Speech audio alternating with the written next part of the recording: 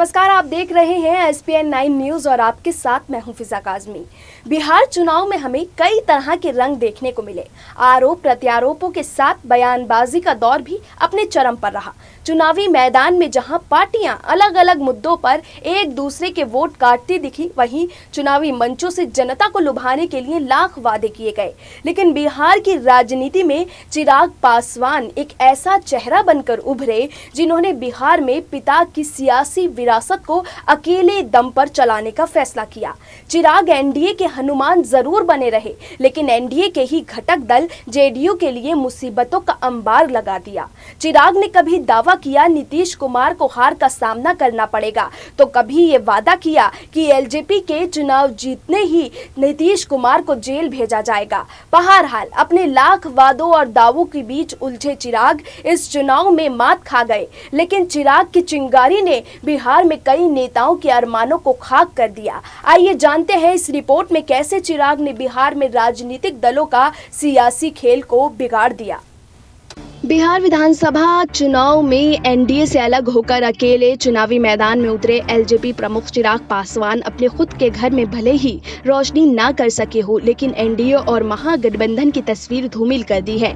LJP Bihar की 134 सीटों पर चुनावी मैदान में अपने प्रत्याशी उतारकर महज एक सीट ही जीत सकी, लेकिन 94 सीटों पर राजनीतिक दलों का सियासी खेल बिगाड़ दिया है। इस तरह से एलजेपी ने एनडीए के दलों को 30 सीटों और महागठबंधन को 24 सीटों पर नुकसान पहुंचाया है। चिराग पासवान ने बिहार विधानसभा चुनाव में 134 सीटों पर अपने प्रत्याशी उतारे थे।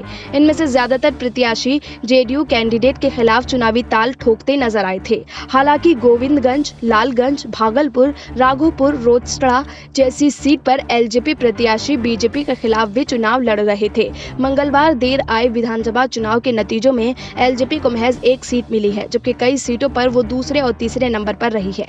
ऐसे में एलजेपी सबसे बड़ी मुसीबत जेडीयू के लिए बनी है, जबकि बीजेपी को महज एक सीट पर नुकसान पहुंचाया है। एलजेपी ने जेडीयू के खिलाफ तमाम बीजेपी के 22 बागी प्रत्याशियों को टिकट देकर चुनावी मैदान में उतारा था।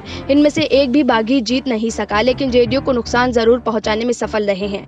बिहार में जेडीयू को 25 सीटों पर एलजेपी के चलते हार का सामना करना पड़ा है, जबकि बीजेपी को एक सीट पर और एनडीए में शामिल वीआईपी को 4 सीटों पर नुकसान पहुंचाया। बीजेपी के राष्ट्रीय प्रवक्ता सुधांशु त्रिवेदी ने एक इंटरव्यू के दौरान कहा कि अगर एलजेपी साथ मिलकर लड़ती तो हम 150 सीटें आसानी से जीत लेते। वहीं दूसरी ओर महागठबंधन में शामिल आरजेडी को बिहार में 12 सीटों पर एलजेपी प्रत्याशियों के चलते हार झेलनी पड़ी है।